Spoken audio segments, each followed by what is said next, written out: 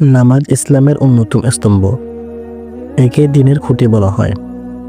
ঈমান আনার পর একজন মুমিনের বড় দায়িত্বটি হলো সময় মতো নামাজ পড়া। এটি ফরজ দায়িত্ব।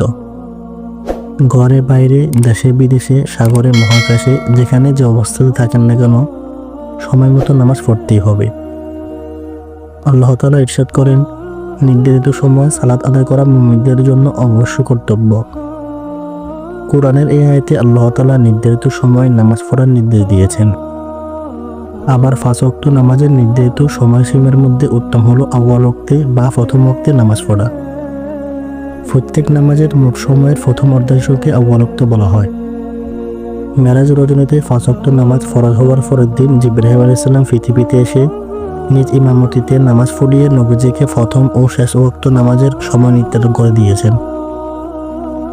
জিবরাইল আলাইহিস সালাম টানা 2 দিন এসেছেন এবং পবিত্র কাবা চত্বরে মাকামে ইব্রাহিমের পাশে দাঁড়িয়ে নবীজির ইমামতি করেছেন।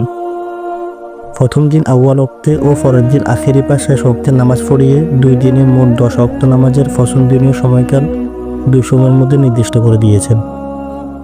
আর আউয়াল ওয়াক্তে নামাজ আদায় করাকে রাসূলুল্লাহ সাল্লাল্লাহু আলাইহি ওয়াসাল্লাম সর্বোত্তম আমল হিসেবে অভিহিত করেছেন। আবার যখন লোকেরা জামাতের নামাজ দেরি করে পড়বে, অর্থাৎ প্রথম ওয়াক্তে পড়বে না, তখন একে একে নামাজ আদায় করে নেওয়ার নির্দেশ দিয়েছেন।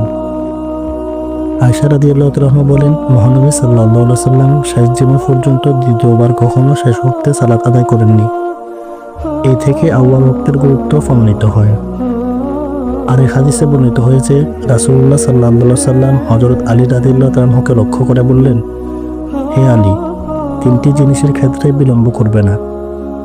এক হচ্ছে নামাজে যখন সময় আসবে তখন নামাজ আদায় করা থেকে দেরি করবে না। দ্বিতীয় হচ্ছে মৃত ব্যক্তির জানাজা যখন উপস্থিত হবে তখন কাফন দাফন সম্পন্ন করতে দেরি করবে না। তৃতীয় হচ্ছে কোনো অবিবাহিতা মেয়ের জন্য যখন কোনো উপযুক্ত পাত্র পাবে তখন তাকে পাত্রস্থ করা থেকে বিলম্ব করবে না। অনেক সময় মানুষ ইচ্ছা অনিচ্ছায় রক্ত হওয়ার পরও নামাজ আদায় দেরি করে থাকে। এই কারণে প্রিয় নবী সাল্লাল্লাহু আলাইহি ওয়াসাল্লাম যথাসময়ে নামাজ আদায়ের ফজিলত ঘোষণা করেছেন। হাজারো কর্মব্যস্ততার মাঝেও যেন মানুষ নামাজের আউয়াল ওয়াক্তের প্রতি যত্নবান হয়।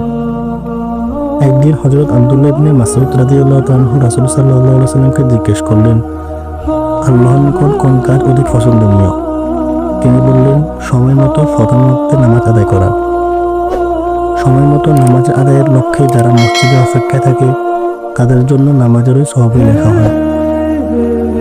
আল্লাহ তাআলা আমাদের সবাইকে সময় মতো 5 ওয়াক্ত নামাজ ঠিকমতো আদায় করার তৌফিক দান করুন। আমিন।